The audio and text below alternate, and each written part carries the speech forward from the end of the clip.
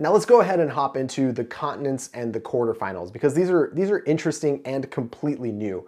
The continents are generally going to be familiar in terms of their geographical size and space and the countries that they hold, although there are some differences. CrossFit is using North America, South America, Europe, Africa, Asia, and Oceania as the continents of their sort of geographical constraints. And the biggest thing that seems to sort of stand out to me in terms of countries that I would expect to be in one continent versus another is that Russia is in Asia instead of in Europe. I think they had to make changes like that based off of the population of affiliates as well as the number of competitors and past history for the open signups per geographical region in order to make it like generally sort of kind of the same or evened out in some way, shape, or form. I think that's what leads to that. But either way, they have a whole list on the site of what country applies into which geographical area they're referring to as continents. More importantly, your continent is going to be defined by your citizenship, not your residency. So we're kind of doing away with the 2018 and previous rule of just residency. Where were you living on January 1st of that season's start?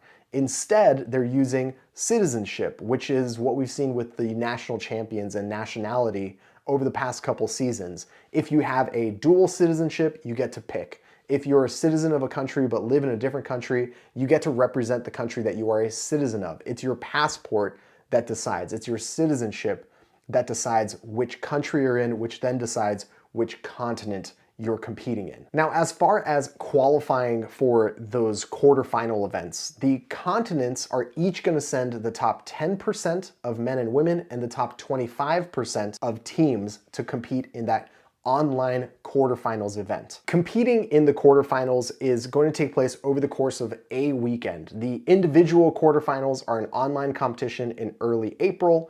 The team quarterfinals are an online competition in late April, and the rulebook specifically states that if you are eligible for both, you're able to participate in both, which reminds me of kind of the old school version of regionals and the team competition where games athletes who were a part of an affiliate would be able to lend their scores to those affiliates in order for them to qualify for regionals. Now this one's a little bit different because this is like open to quarterfinals, to semifinals, to the game, so there's extra stages involved, but the idea is the same. If you want to do both, you can do both. Registration for the individual quarterfinals is $50. Registration for the team quarterfinals is $100 per team, and the registration itself, they're going to invite everybody. They're going to put out the list of all the athletes and all the teams that can accept their invite if they would like and register, but there's no commitment to actually making it happen. If you don't want to compete,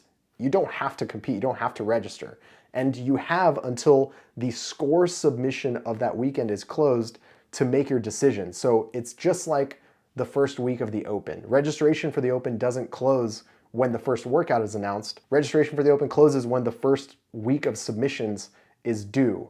So the same concept applies in the quarterfinals online competition. The quarterfinals also don't have any backfilling. It's just invites out to the top 10% of individuals and the top 25% of teams.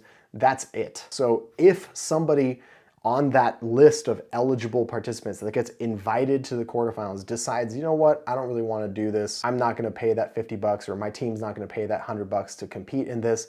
No big deal. They're not going to go down the line and re-invite more people. It is what it is. The top 10% of individuals, the top 25% of teams, and that's it. And the last thing worth mentioning about the quarterfinals is that there is going to be no relationship between your open performance and the quarterfinals. You don't get a score from like your performance in the Open as like your first event or anything like that. It's just a complete reset going into the quarterfinals. It is what it is. They won't ever go back for tie breaks or anything. It's a complete clean break and a restart with the quarterfinals. Folks, thank you so much for hanging out. I hope you guys enjoyed that clip. If you want to see even more clippy goodness, hit one of the links on the screen right now. And if you want to see the video that clip just originated from, link is in the description below. Hope you guys check some more stuff out while you're here.